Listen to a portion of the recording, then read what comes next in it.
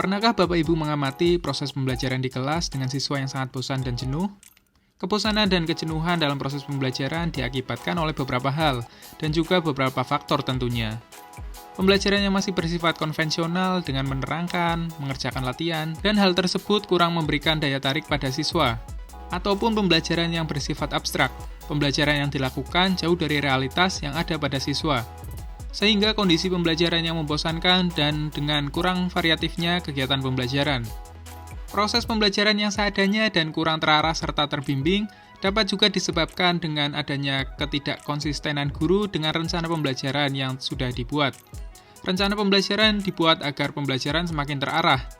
Dengan perencanaan pembelajaran, perencanaan metode, media, hingga evaluasi yang sesuai dapat membantu siswa mencapai tujuan pembelajaran. Kurikulum Merdeka yang diimplementasikan pada era pembelajaran saat ini, guru diharapkan menerapkan proses pembelajaran di kelas secara baik dan menarik. Pembelajaran yang baik dan menarik tentunya mempunyai ciri-ciri yang sesuai. Ciri-ciri tersebut contohnya adalah pembelajaran dirancang dengan memperhatikan konteks siswa atau content teaching learning. Partisipasi aktif siswa menjadi syarat mutlak terjadinya kegiatan belajar. Adanya tumpuan atau scaffolding sehingga pembelajaran menjadi lebih baik. Misalnya, guru telah membuat desain pembelajaran, persiapan yang matang, alat bantu, alat peraga, animasi, gambar, dan sebagainya. Guru mempersiapkan peta konsep dan alur pembelajaran sehingga ada prioritas kegiatan yakni misalnya bahan esensial, bahan tambahan, dan bahan selingan. Proses kegiatan dan bahan-bahan pembelajaran diramu menjadi sebuah modul pembelajaran yang baik. Pembelajaran mampu mengembangkan kemampuan berpikir siswa dengan mengaktifkan siswa dalam keterampilan proses. Dan yang terakhir adalah self-confident dan kemandirian siswa terbentuk. Perencanaan pembelajaran pada kurikulum Merdeka mempunyai beberapa tahapan yang harus dilakukan. Melansir dari Dit SMP Kemdikbud, terdapat 7 tahapan perencanaan pembelajaran pada kurikulum Merdeka. Pada tahapan pertama, menganalisis capaian pembelajaran atau CP untuk menyusun tujuan pembelajaran dan alur tujuan pembelajaran. CP atau capaian pembelajaran adalah kompetensi pembelajaran yang harus dicapai oleh peserta didik pada setiap tahap perkembangan untuk setiap mata pelajaran pada satuan pendidikan usia dini, pendidikan dasar, dan pendidikan menengah. Capaian pembelajaran memuat sekumpulan kompetensi dan lingkup materi yang disusun secara komprehensif dalam bentuk narasi. Menyesuaikan tahap perkembangan peserta didik, pemetaan capaian pembelajaran dibagi dalam fase usia. Yang kedua adalah perencanaan dan pelaksanaan asesmen diagnostik. Asesmen diagnostik bertujuan untuk mengidentifikasi kompetensi, kekuatan, kelemahan peserta didik. Hasilnya digunakan pendidik sebagai rujukan dalam merencanakan pembelajaran sesuai dengan kebutuhan pembelajaran peserta didik. Dalam kondisi tertentu, informasi terkait latar belakang keluarga, kesiapan belajar, motivasi belajar, minat peserta didik, dan informasi lain dapat dipakai sebagai bahan pertimbangan dalam merencanakan pembelajaran. Ketiga adalah mengembangkan modul ajar. Pengembangan modul ajar bertujuan untuk mengembangkan perangkat ajar yang memandu pendidik melaksanakan pembelajaran.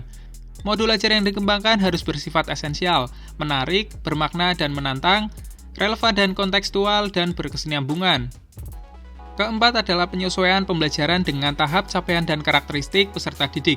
Pembelajaran paradigma baru berpusat pada peserta didik. Karena ini, pembelajaran ini disesuaikan dengan tahapan pencapaian dan karakteristik peserta didik. Ruang lingkup materi pembelajaran adalah apa yang akan diajarkan oleh pendidik di kelas atau apa yang akan dipelajari oleh peserta didik di kelas. Selanjutnya, pendidik menyesuaikan proses pembelajaran, menyesuaikan produk hasil belajar, dan mengkondisikan lingkungan belajar. Kelima adalah perencanaan, pelaksanaan, dan pengolahan asesmen formatif dan sumatif.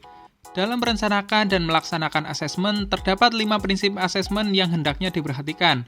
Prinsip pertama adalah asesmen sebagai bagian terpadu dari proses pembelajaran, memfasilitasi pembelajaran, dan menyediakan informasi yang holistik sebagai umpan balik. Yang kedua adalah asesmen dirancang dan dilakukan sesuai dengan fungsi asesmen dengan keleluasaan untuk menentukan teknik dan waktu pelaksanaan asesmen. Ketiga, asesmen dirancang secara adil, proporsional, valid, dan dapat dipercaya. Keempat, laporan kemajuan belajar dan pencapaian peserta didik bersifat sederhana dan informatif. Terakhir, hasil asesmen digunakan oleh peserta didik, pendidik, tenaga kependidikan, dan orang tua. Tahapan keenam adalah pelaporan kemajuan belajar.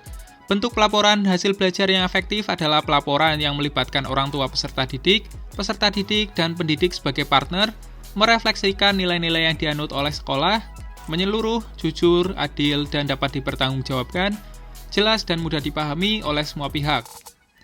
Dan tahapan perencanaan pembelajaran yang terakhir adalah evaluasi pembelajaran dan asesmen.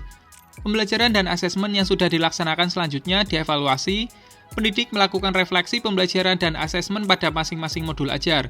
Setelah itu, pendidik mengidentifikasi apa saja yang sudah berhasil dan apa saja yang perlu diperbaiki.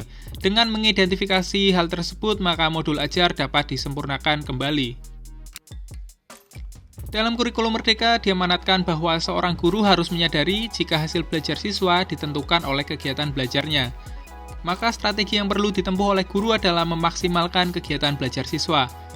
Apa yang perlu dilakukan oleh guru guna tujuan tersebut antara lain adalah mengenali bentuk-bentuk kegiatan belajar siswa, variasi kegiatan belajar antara lain diskusi kelompok, mengadakan percobaan, membaca di perpustakaan, dan membuat resume, ringkasan atau sejenisnya, dan lain sebagainya. Merancang pembelajaran yang menyenangkan bagi siswa, memberi motivasi dan membimbing siswa dalam melakukan kegiatan pembelajaran, memanfaatkan minat dan bakat siswa, serta menggunakan sarana dan prasarana yang mendukung siswa dalam pembelajaran seperti lingkungan, perpustakaan, dan sebagainya. Nah, sekian penyusunan dan pengelolaan pembelajaran di Kurikulum Merdeka. Semoga informasi ini bermanfaat dan salam guru juara.